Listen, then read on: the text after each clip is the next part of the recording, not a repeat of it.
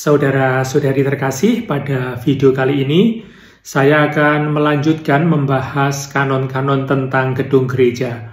Pada video sebelumnya sudah dibahas kanon 1218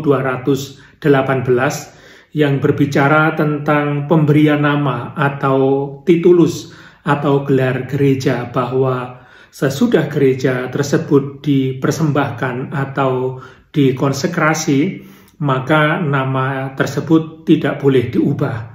Nah, kali ini saya akan melanjutkan dengan membahas kanon 1219 sampai 1222. Dan dengan demikian pembahasan tentang gereja ini selesai. Mari kita mulai dengan kanon 1219. Dalam gereja yang telah dipersembahkan atau diberkati secara legitim, dapat dilaksanakan semua kegiatan ibadat ilahi dengan tetap menghormati hak-hak paroki. Kanon ini menyatakan bahwa setiap gereja sebagai sebuah bangunan suci layak menjadi tempat perayaan liturgi apapun.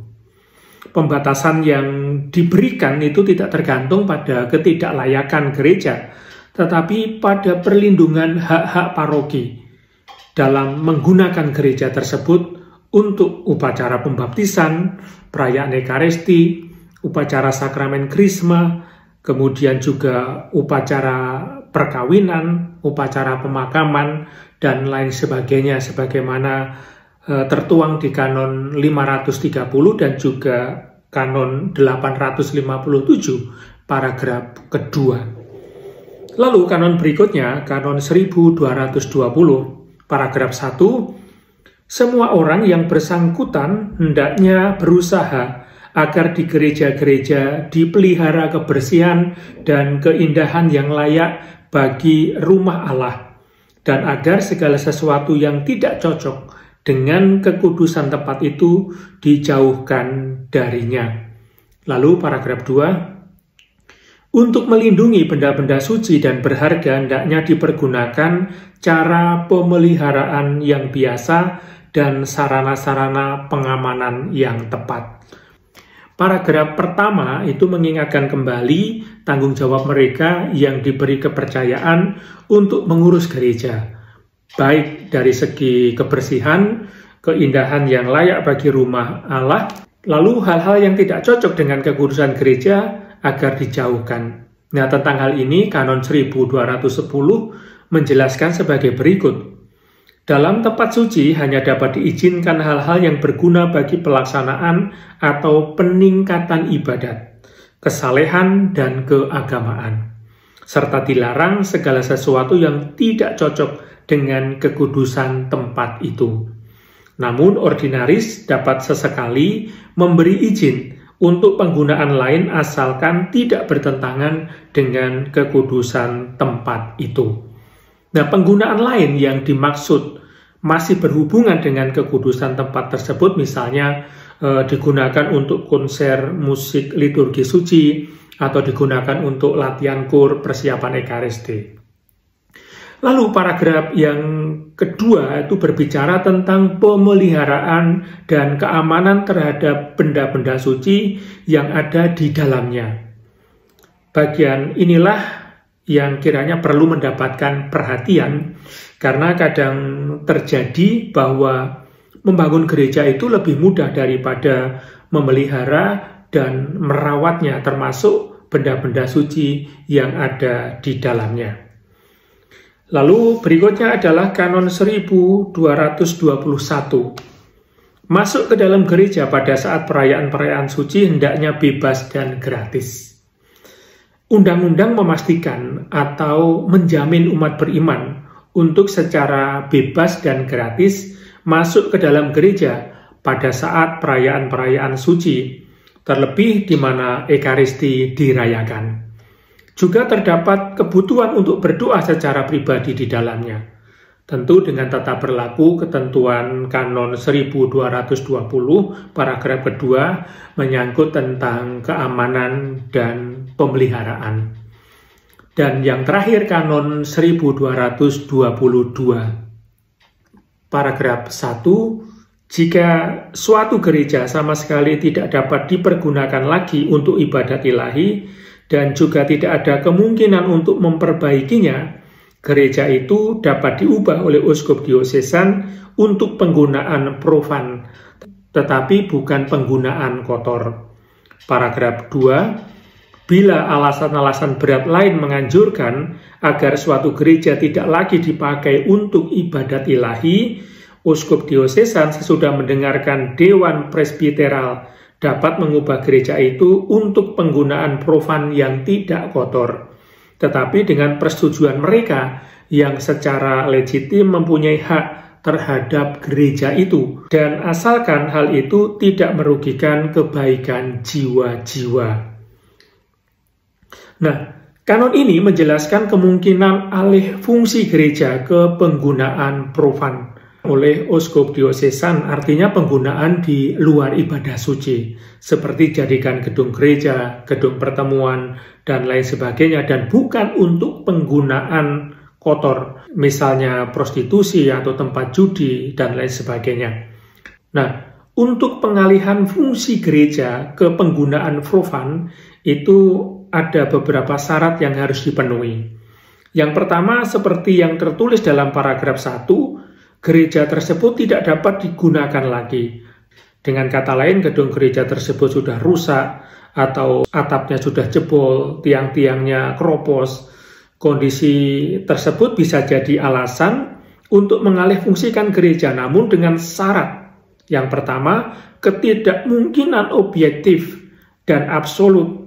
Jadi tidak mungkin lagi untuk tetap menggunakan gereja untuk perayaan suci. Lalu yang kedua syaratnya ketidakmungkinan untuk direstorasi atau diperbaiki.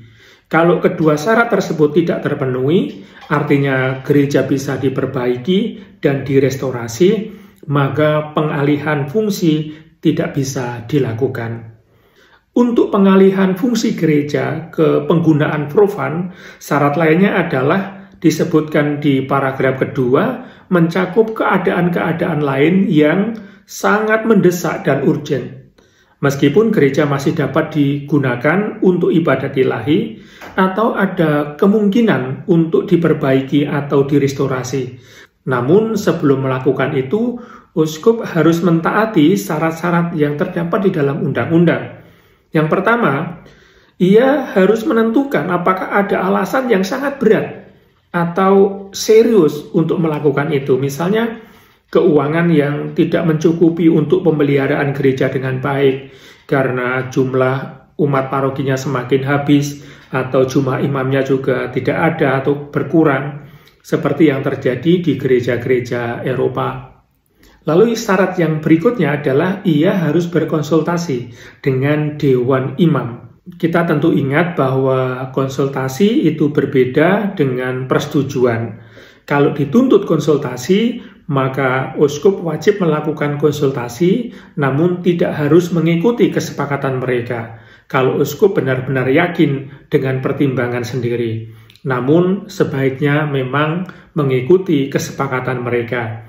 Sedangkan kalau dituntut persetujuan, jika uskup tidak mendapatkan persetujuan mereka, maka tindakan tersebut tidaklah sah. Lalu syarat undang-undang yang lain adalah ia harus mendapatkan persetujuan dari mereka yang secara sah dapat menuntut hak-haknya dalam gereja, yang persetujuannya diperlukan untuk keabsahan tindakannya. Nah, pertanyaannya adalah, mereka yang secara sah dapat menuntut hak itu siapa? Mereka yang secara sah dapat menuntut hak-haknya dalam gereja, bagaimanapun juga adalah badan hukum atau orang-orang yang memiliki hak atas harta benda gereja. Misalnya, sebuah paroki memiliki gedung gereja, namun tarekat memiliki tanahnya. Jadi bangunan gereja tersebut didirikan di tanah milik tarekat religius.